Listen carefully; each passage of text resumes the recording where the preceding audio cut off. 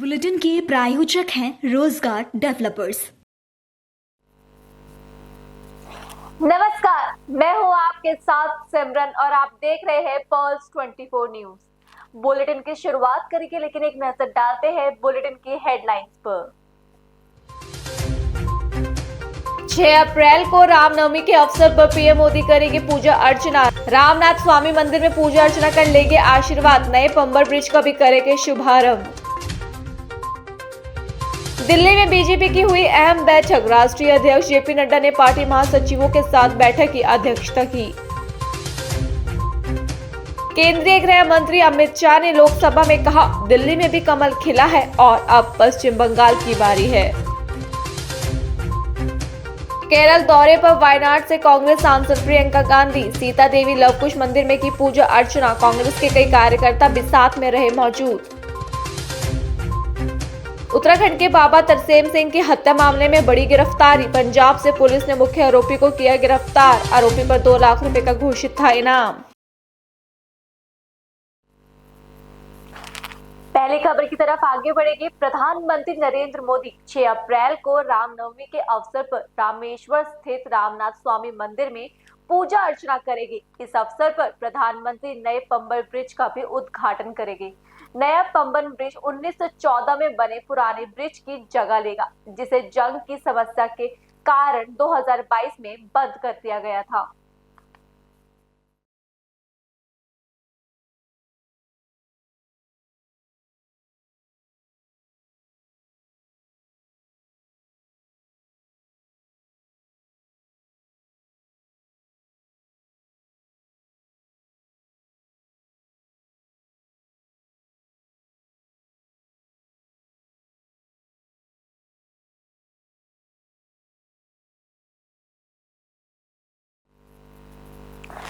दिल्ली में केंद्रीय गृह मंत्री अमित शाह ने लोकसभा में बोलते हुए पश्चिम बंगाल में कमल खिलाने का दावा किया है।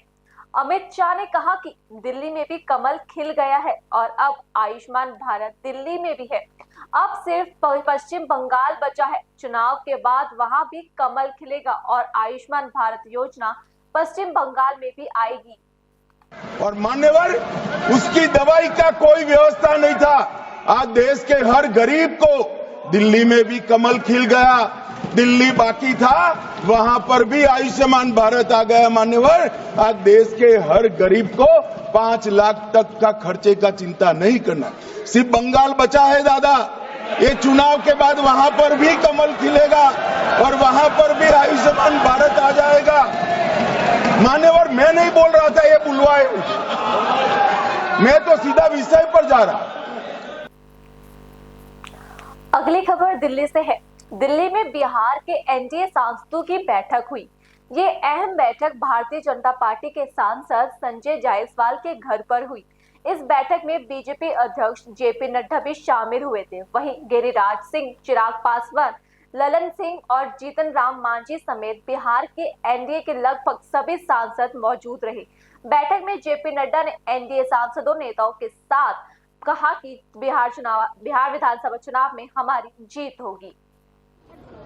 आज की बैठक का कोई खास उद्देश्य या किसी सोच के साथ नहीं। पार्लियामेंट का सत्र चल रहा है, चुनावी वर्ष, निरंतरता में बैठकों का दौर अब चलेगा ही।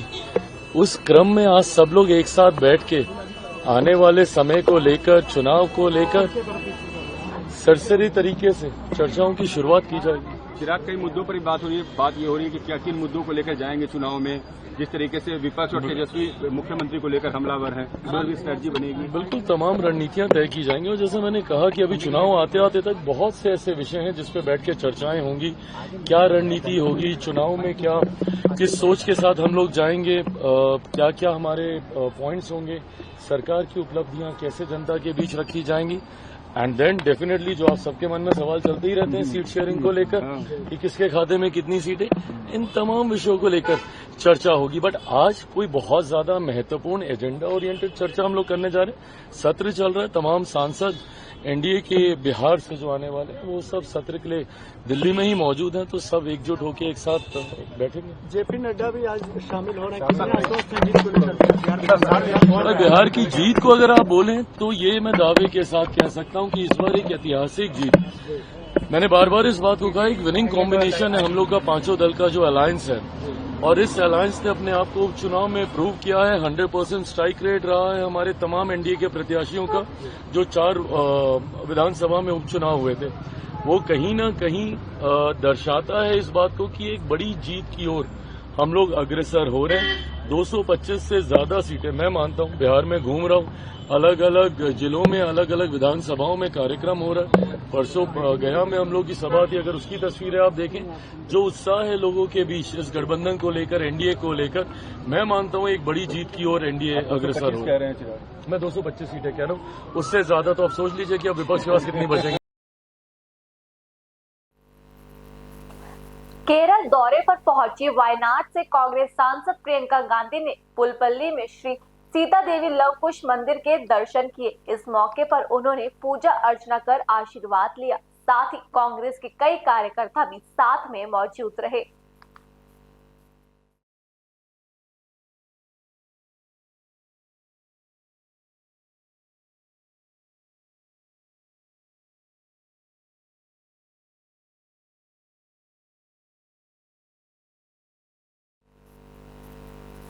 हिमाचल सरकार ने प्रदेश के लिए ऐतिहासिक बजट पेश कर दिया है।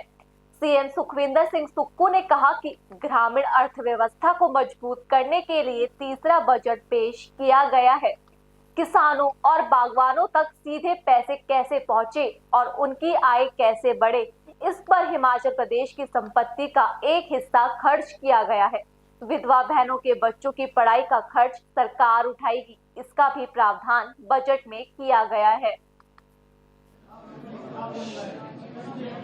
तीसरा बजट जो है वो ग्रामीण अर्थव्यवस्था को मजबूत करने के लिए प्रस्तुत किया गया।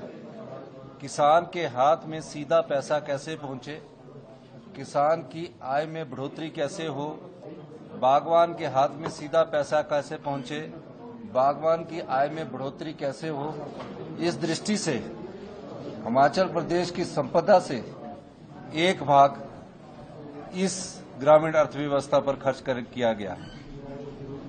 उन व्यापारियों का जो छोटे दुकानदार हैं, परचून विक्रेता है, चाय वाले हैं, सब्जी विक्रेता है, जो बाहर लगाते हैं, इस बजट के माध्यम से उनको जो ब्याज लगता है और जिनकी 3 लाख से कम आय है, 3 लाख रुपए तक का लोन ले रखा है, आय नहीं 3 लाख का लोन ले रखा है, उनके ब्याज के को सरकार अपने खजाने से धन देकर कम करने की कोशिश करेगी। चौथा, जो विधवा बहनें हैं उनके सारी बच्चों की पढ़ाई का खर्चा हिमाचल प्रदेश की सरकार उठाएगी। इस बजट में वो भी प्रावधान किया गया है। और जितना भी बजट है वो आम आदमी से जुड़ा है, सभी वर्गों का ख्याल रखा गया है। प्रदेश की अर्थव्यवस्था में हमारे फैसलों का असर दिखना शुरू हुआ है और मुझे खुशी है कि हमारी अर्थव्यवस्था में सुधार आ रहा है और हमारे लोगों के पास सीधा पैसा जा रहा है। आज बजट पास होने पर मैं सभी प्रदेशवासियों को बहुत बहुत शुभकामनाएं देता हूं। सरकारी कर्मचारियों का जो डीए है वो 1 जून से उनको मिल जाएगा। 15 मई के बाद किसी भी समय उनको डीए मिल सकता है, क्योंकि अप्रैल के महीने में हम अपनी ट्रेजरी को ठीक कर रहे हैं। और जो 70 साल से 75 साल का इस वित्तीय वर्ष में हम पूरा एरियर दे देंगे। उसके अलावा जो और कर्मचारी हैं उनका भी थोड़ा थोड़ा एरियर हम इस वित्तीय वर्ष में उन्हें देंगे। ये सभी लोगों से संबंधित का बजट है। छोटे दुकानदार और युवाओं के लिए, छोटे दुकानदार, चाय विक्रेता, पान विक्रेता, सबके लिए बजट में कुछ न कुछ इस संपदा का भाग दिया गया है।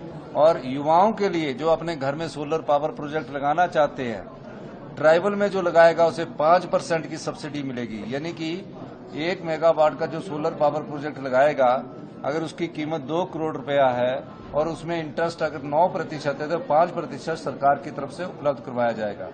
1000 बसेस अगर वो इलेक्ट्रिकल लेता है तो 40% की सब्सिडी मिलेगी, और अगर डीजल बसेस भी लेता है 1000 बसेस युवाओं को दी जाएगी, उसमें 30% की सब्सिडी इस बजट के माध्यम से दी जाएगी।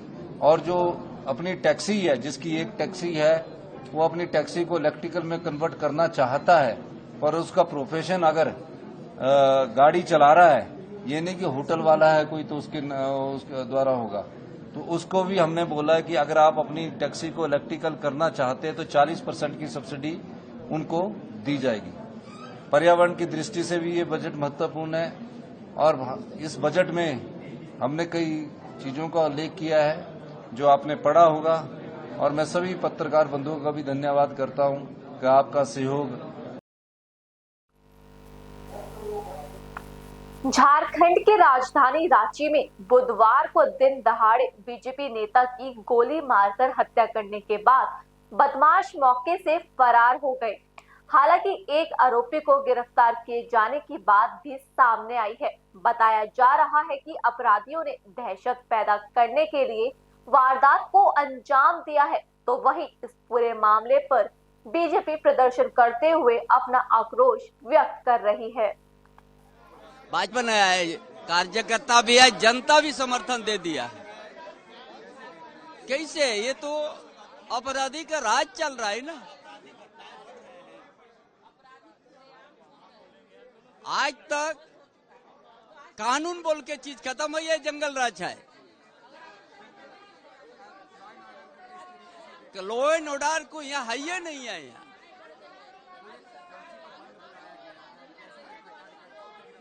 ये पार्टी भी आह्वान किया है और जनता भी समर्थन दे दिया। सरकार उनका सुनने वाले नहीं है। अब जनता रोड पर आ गया है। हर दिन लूट, डकैती, हत्या ये आम बात हो गया। ये जंगल राज है, यह कानून बोल के कोई चीज नहीं है। झारखंड अपराध और अपराधियों के चंगुल में सरकारी और वहां की जो शासन करने वाली राजनीतिक पार्टी है, सत्तारूढ़ पार्टी, अपराधियों को संरक्षण देने का काम कर रही है।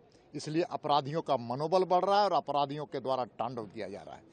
कल की घटना ने पूरे भारतीय जनता पार्टी के वरिष्ठ नेता, हमारे ग्रामीण जिला के महामंत्री अनिल टाइगर की हत्या होगी, और पुलिस आज भारतीय जनता पार्टी के कार्यकर्ताओं के घर में घुस करके तांडव मचा रही है। पुलिस में अगर थोड़ा भी दम है, सरकार में दम है, तो अपराधियों को पकड़ करके जनता के सामने लाने का काम करना चाहिए। लोकतांत्रिक ढंग से अगर कोई बंद का आह्वान करता है तो सरकार को इस प्रकार से डरना नहीं चाहिए, सहमना नहीं चाहिए। लोकतंत्र हमको सिखाने का काम ना करे। फिलहाल रुकेंगे एक छोटे से ब्रेक के लिए। आप बने रहिए पल्स 24 न्यूज के साथ।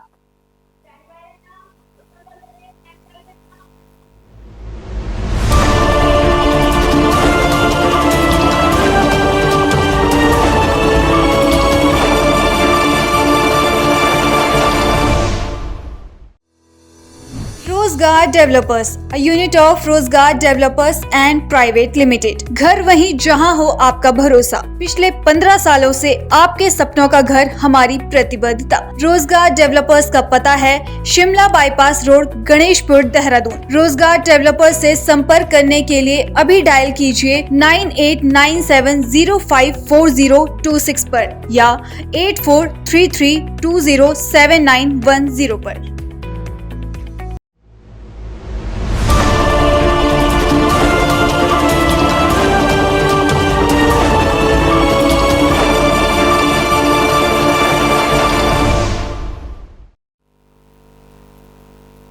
ब्रेक के बाद आपका फिर से स्वागत है। खबरों में आगे बढ़ेंगे, बात उत्तर प्रदेश की कर लेते हैं।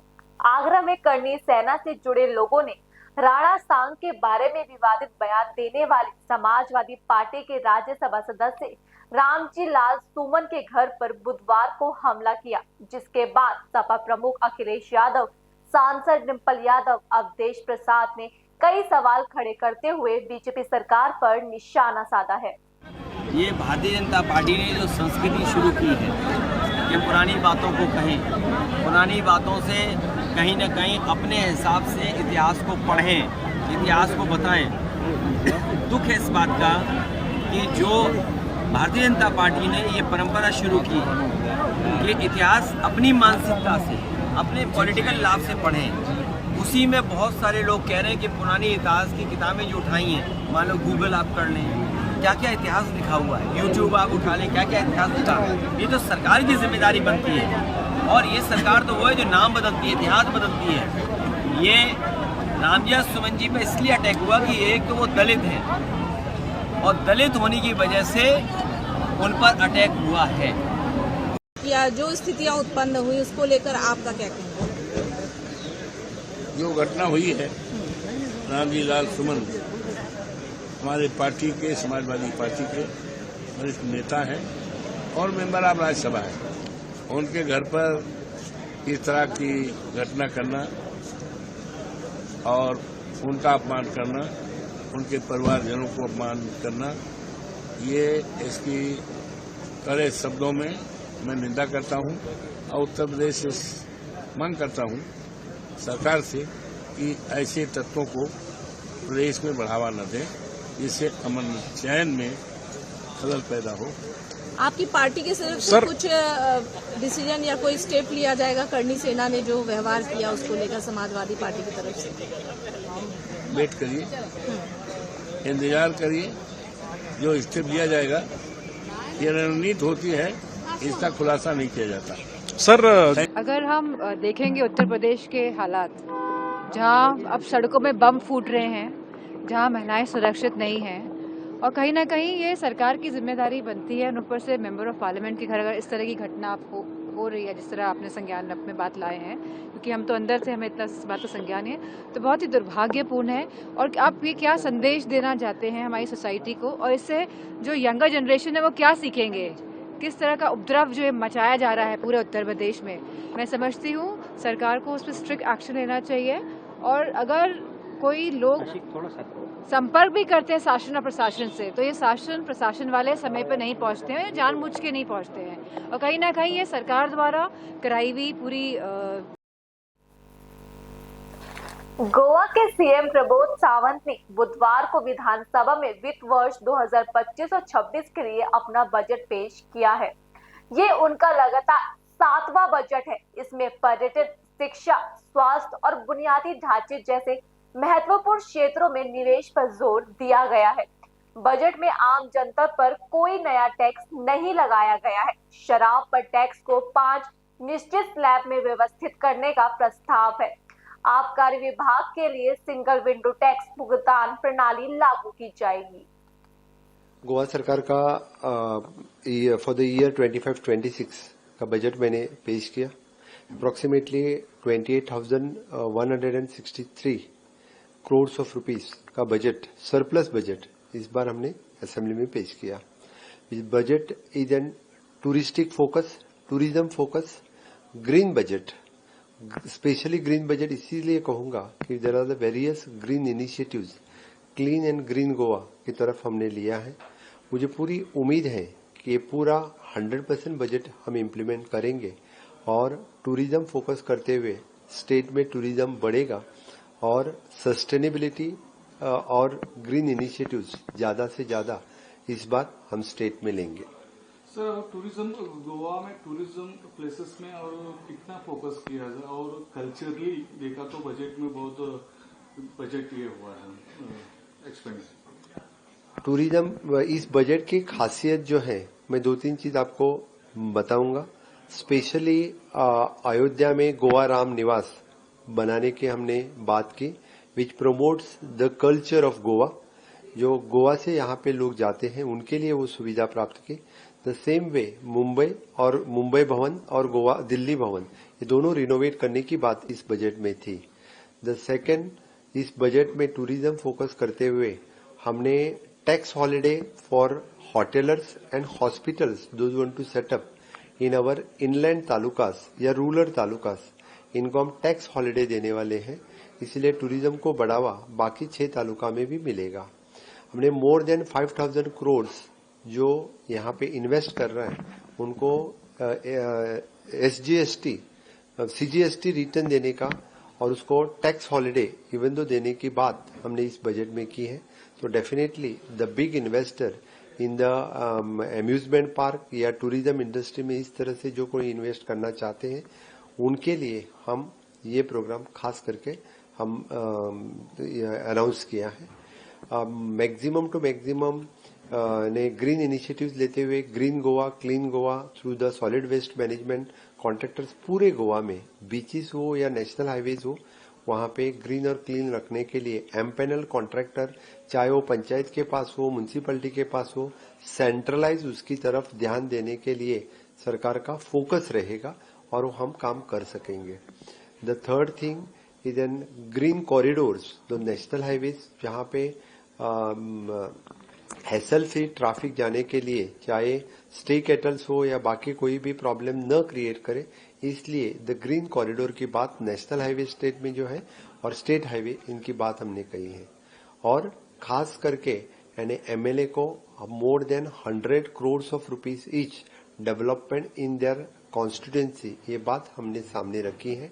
और lastly through the public private partnership NBCC जो Navratna from the one ratna from the government of India, we have developing the various infrastructural project in the state of Goa without investing any money। इसलिए मुझे लगता है कि इस budget का सभी MLAs और बाकी लोगों ने भी स्वागत किया है for the industry purpose in that खास करके जो कंस्ट्रक्शन इंडस्ट्रीज उनको 2 स्लैब में टैक्स पे करने की बात की है। Amnesty schemes for the those who are the housing cooperative societies इनके लिए लॉन्च की है। और even though that for excise के लिए भी हमने ease of doing the business solution दिया। ड्रिंकिंग वाटर डिपार्टमेंट DDW नया वाटर डिपार्टमेंट हमने लॉन्च किया। इससे आगे 25 साल के लिए वाटर का प्रॉब्लम रिजॉल्व करने के लिए डिपार्टमेंट काम करेगा। लेबर एंड एम्प्लॉयमेंट डिपार्टमेंट का नाम चेंज करके ह्यूमन रिसोर्स डेवलपमेंट डिपार्टमेंट के नया डिपार्टमेंट हमने इंट्रोड्यूस किया। इसलिए ज्यादातर स्किलिंग, रीस्किलिंग, अपस्किलिंग के ऊपर हमने भर दिया है। मुझे पूरी उम्मीद है कि ग्रीन इनिशिएटिव्स के साथ टूरिज्म को बढ़ावा देते हुए क्लीन एंड ग्रीन गोवा रखते हुए हम यहाँ पे ज्यादा से ज्यादा बच्चों के लिए हम एम्प्लॉयमेंट अपॉर्चुनिटीज क्रिएट कर सके। पंजाब के वित्त मंत्री हरपाल सिंह चीमा ने आम आदमी पार्टी सरकार का चौथा बजट पेश कर दिया है। पंजाब सरकार ने बजट में पहली बार युवाओं को नशे से विमुक्त करने के लिए खेलों से जोड़ने का प्रयास किया है। पंजाब सरकार राज्य में नशीले पदार्थों के प्रचलन और नशा मुक्ति केंद्रों के उपयोग को समझने के लिए पहली बार ड्रग जन जागरण करेगी। वित्त मंत्री हरपाल चीमा ने कहा कि मान सरकार ने आर्थिक पक्ष से कमजोर पंजाब को आर्थिक पक्ष पर मजबूत पंजाब बनाने का काम किया है। सरकार 2022 में बनी थी तो एक बदलाव को पंजाब के लोगों ने वोट दिया था। तो आज लगातार हम पंजाब को बदलने की कोशिश कर रहे हैं। पंजाब में जो गलत काम अकाली दल बीजेपी की सरकार में हुए, कांग्रेस पार्टी की सरकार में है, उन सभी को हम एक एक करके ठीक कर रहे हैं। जो नशे का व्यापार, जो नशे की दलदल में पंजाब के युवा को अकाली दल बीजेपी की सरकार ने धकेला और कांग्रेस पार्टी की सरकार ने धकेला, और पंजाब के युवा को नशे से निकालने का काम आम आदमी पार्टी की सरकार लगातार कर रही है। क्योंकि हमने युद्ध नशे के विरुद्ध एक बहुत बड़ी मुहिम का आगाज पंजाब में किया है, जिसमें हमने आज स्पेशल बजट का प्रबंध भी किया है।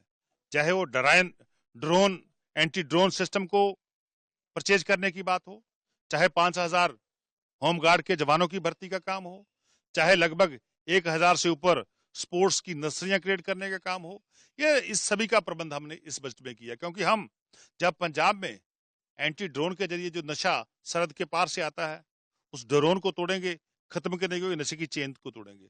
और जब हम पंजाब में नशे की चेन को तोड़ेंगे तो हम अपने युवा को स्पोर्ट्स के ग्राउंड में लेके जाएंगे, स्पोर्ट्स की नर्सरी में लेके जाएंगे, तो वो एक खेलते पंजाब के विजन में उसका आगाज होगा। तो वहां पे वो अपना खेल दिखाएगा और आगे बढ़ेगा। तो और दूसरा, जो नशा तस्कर हैं पंजाब में, उन सभी को हमने खत्म करने की ठान लिया। उसके खिलाफ एक बहुत बड़ा युद्ध का अभियान जो जारी है। इसके अलावा पंजाब में जब मैं बात करूं सेहत के क्षेत्र की, हेल्थ सेक्टर की बात करूं, तो पहली बार हुआ है जो आयुष्मान भारत योजना के तहत, जहां जो लोग मुख्यमंत्री सर्वत योजना के तहत आते थे, उनमें सिर्फ और सिर्फ 45 लाख परिवार ही इसमें शामिल थे। आज उसका दायरे को हमने बढ़ाया है। लगभग जितने परिवार पंजाब में रहते हैं 65 लाख लोगों को, चाहे गरीब है, चाहे अमीर है, चाहे छोटा है, चाहे बड़ा, सभी लोगों को हमने इस योजना में शामिल किया है। मुख्यमंत्री सर्वत बीमा योजना में शामिल किया है। और सभी पंजाब के लोग, जो भी कोई, मैं तो यही बेनती करूंगा परमात्मा से कोई बीमार ना हो, यदि कोई बीमार होता है तो उसका इलाज सरकार मुफ्त में करवाएगी। और इसमें यह सबसे बड़ी बात है कि हम पहले उसका इलाज सिर्फ और सिर्फ 5 लाख रुपए तक होता था, सिर्फ 5 लाख रुपए तक होता था। आज उसकी राशि हमने बढ़ा के 10 लाख रुपए तक कर दी। 10 लाख रुपए तक का जो इलाज है वो उसमें पर परिवार जो मुफ्त होगा। इसके अलावा आपने और भी योजनाएं दी हैं कि जैसे होमगार्ड भर्ती कर रहे हैं, और दूसरा आपने महिलाओं के लिए क्या रखा है? देखिए, जो लाइन ऑफ डिफेंस की बात कर रहे हैं आप, वो बिल्कुल हम जो बीएसएफ बॉर्डर पे लगी है, बॉर्डर पे लगाने के लिए हम 5000 जो है होमगार्ड को भर्ती करेंगे, ताकि पंजाब में नशे को तोड़ने के लिए हम पूरा 100% उसको हम उस टारगेट को अचीव कर लें। और इसके अलावा हमारी लगभग 4 गारंटियां हम 100% पूरी कर चुके हैं। आम आदमी पार्टी की सरकार ने 5 गारंटियां दी थी, जिसमें 4 गारंटियां ये थी। पहली गारंटी थी 300 यूनिट हम मुफ्त बिजली देंगे पंजाब के लोगों को। आज आम आदमी पार्टी की सरकार ने 300 यूनिट मुफ्त बिजली पंजाब के लोगों को दी है। दूसरी गारंटी ये थी कि हमारा नौजवान, पंजाब का कोई भी नौजवान, चाहे वो मिलिट्री में, चाहे पुलिस में, जहां कहीं भी वो शहीद होता है देश के लिए, तो हम उसके लिए सम्मान राशि जो है 1 करोड़ रुपया करेंगे, वो हमने लागू कर दी। तीसरी गारंटी थी हमारी एजुकेशन में, कि हम अपने टीचर को सिंगापुर ट्रेनिंग लेने के भेजेंगे, फिनलैंड ट्रेनिंग लेने के लिए भेजेंगे। वो उस गारंटी को हमने पूरा कर दिया। हमारे टीचर वहां से ट्रेनिंग लेके आके हमारे बच्चों को पढ़ा रहे हैं। तो हमने स्कूल ऑफ एमिनेंस की स्थापना की बात करी थी, तो स्कूल ऑफ एमिनेंस पंजाब में खुलने शुरू हो गए। ये हमारे वादे थे, हमने इन वादों पे पूरा कर दिया। तो और फोर्थ गारंटी थी कि हम पंजाब में मोहल्ला क्लिनिक बनाएंगे, डॉक्टर्स की भर्ती करेंगे और अच्छा इलाज करेंगे, वो भी हमने पूरा कर दिया। और रह गया एक महिलाओं वाला, 5वीं एक गारंटी रहेगी महिलाओं वाली, वो पूरी करेंगे। अपोजिशन वाले जितना मर्जी कर लें, हम उस पे ऊपर काम पे लगे हुए हैं, बहुत जल्दी उसको पूरा करेंगे। पंजाब सरकार लगातार नशे के खिलाफ एक्शन ले रही है। इसी को लेकर डीजीपी गौरव यादव ने कहा कि पंजाब सरकार का नशा विरुद्ध अभियान के दूसरे फेज की शुरुआत हम कर रहे हैं, जिसमें हर इलाके के बड़े ड्रग्स स्मगलर को चिन्हित कर कार्रवाई की जाएगी। सर, आज आपने एक प्रेस वार्ता रखी, उसमें क्या कुछ? ये जो पंजाब सरकार का युद्ध नशा विरुद्ध अभियान है, उसका एक सेकेंड फेज हम शुरू करने जा रहे हैं, जिसमें बड़े ड्रग स्मगलर्स पे हम फोकस कर रहे हैं। और सभी एसएसपीज और कमिश्नर्स को ये डायरेक्शन हुई है कि आप हफ्ते के अंदर एक मैपिंग करें, आपके एरिया के कौन से बड़े ड्रग स्मगलर्स हैं। In a very scientific and meticulous way evidence based mapping करी जाएगी।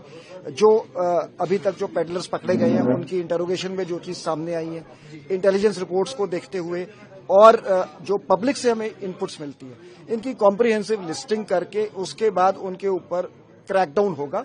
तो ये हमारा एम है कि पंजाब में से ड्रग्स टोटली इरेडिकेट किए जाए।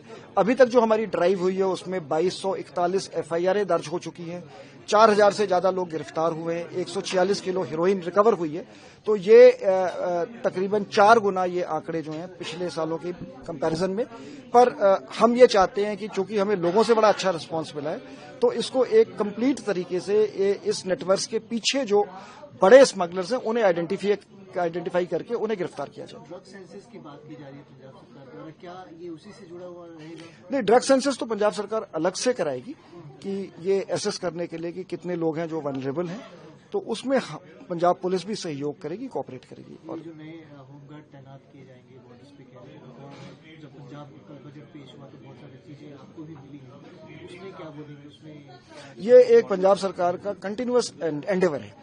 मैं बताना चाहूंगा कि पंजाब देश का एकमात्र राज्य है जहां पे हमने सेकेंड लाइन ऑफ डिफेंस पे हमने 2000 से ज्यादा सीसीटीवी कैमरे हम लगा रहे हैं। 40 करोड़ हमें पिछले साल भी मिले थे, और उसकी मदद से हमने इंपॉर्टेंट पॉइंट्स पे पुलिस इंफ्रास्ट्रक्चर भी इम्प्रूव किया है।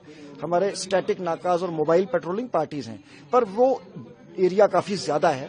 तो उसे स्ट्रेंथन करने के लिए बीएसएफ के साथ अच्छा तालमेल, ये इनफैक्ट हम बीएसएफ के साथ मिलकर करेंगे। तो ये जो हमारे 5000 बॉर्डर होमगार्ड्स हैं, ये पूरी तरह बीएसएफ से इंटीग्रेट होकर काम करेंगे और एंटी ड्रोन सिस्टम्स भी हम डिप्लॉय कर रहे हैं, उसके लिए 50 करोड़ दिए गए हैं। तो हम एक सिनर्जिक तरीके से बॉर्डर सिक्योरिटी फोर्स के साथ मिलके हम जो क्रॉस बॉर्डर जो ड्रग स्मगलिंग है उस पे अंकुश लगाएंगे।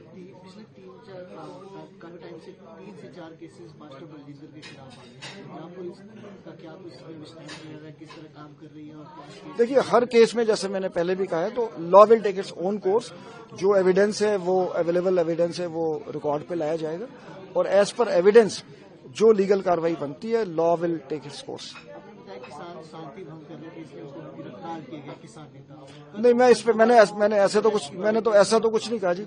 तो मैंने तो ये कहा है कि जो मतलब जो एज पर लॉ जो लोगों को प्रोटेस्ट करने का अधिकार है, पर ये जो प्रोटेस्ट है this has to be in a lawful manner कि मैंने उस कंटेक्स्ट में ये बात की थी। कल दोबारा ये प्रोटेस्ट करने के लिए आने वाले तो क्या, तो एज पर लॉ जो भी जो मतलब जो कंसर्न्ड एसएसपी हैं वो ग्राउंड सिचुएशन के मुताबिक वो अपना डिसीजन लेंगे।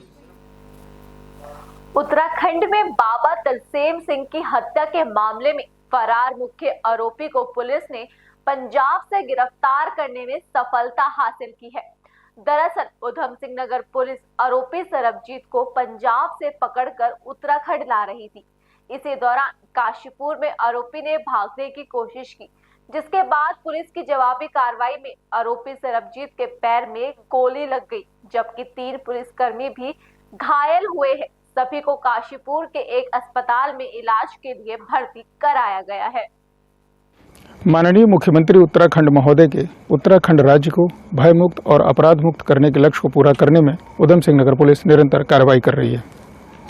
पिछले वर्ष बाबा तरसेम की हत्या नानक मत्ता थाना क्षेत्र में की गई थी, जिसके मुख्य आरोपी सरबजीत सिंह को कल रात तरन तारण से गिरफ्तार किया गया। सरबजीत सिंह पर 2 लाख रुपए का इनाम था और इसकी सूचना पुलिस को बहुत दिनों से प्राप्त हो रही थी, लेकिन ये समय समय पर अपना स्थान बदलता रहता था, जिसके कारण से इसका पकड़ा जाना मुश्किल हो रहा था। कुछ दिन पूर्व मेरे द्वारा नानक मत्ता थानाध्यक्ष के नेतृत्व में एक टीम बनाई गई, जिसमें कुल 12 लोग थे और कल रात को सरबजीत को तरन तारण क्षेत्र से गिरफ्तार किया गया। जब इसे उधम सिंह नगर जनपद में ले आया जा रहा था, उस समय वाहन का टायर फट गया और वाहन का एक्सीडेंट हो गया। सरबजीत के द्वारा सब इंस्पेक्टर संजय कुमार से पिस्टल छीनकर भागने का प्रयास किया गया। उसका सरबजीत का पीछा पुलिस के द्वारा किया गया और उसे रोकने का प्रयास किया गया, जिसमें सरबजीत ने पुलिस पर फायर कर दिया। जवाब में पुलिस के द्वारा भी फायर किया गया और सरबजीत के दोनों पैरों में गोली लगी। अभी उसका इलाज अस्पताल में चल रहा है और उसे न्यायालय के समक्ष प्रस्तुत किया जाएगा। इस पूरे मुठभेड़ में पुलिस के एक जवान शुभम सैनी को भी कंधे में गोली लगी है। स्वयं थानाध्यक्ष को सर पे चोट लगी है एक्सीडेंट के कारण से और एक धनराज कांस्टेबल है, उसे भी चोट आई है। सबका इलाज अस्पताल में चल रहा है। फिलहाल के लिए इस बुलेटिन में इतना ही। आप मुझे दीजिए इजाजत और बाकी की तमाम खबरों के लिए बने रहिए पर्स 24 न्यूज के साथ। नमस्कार। इस बुलेटिन की प्रायोजक थे रोजगार डेवलपर्स।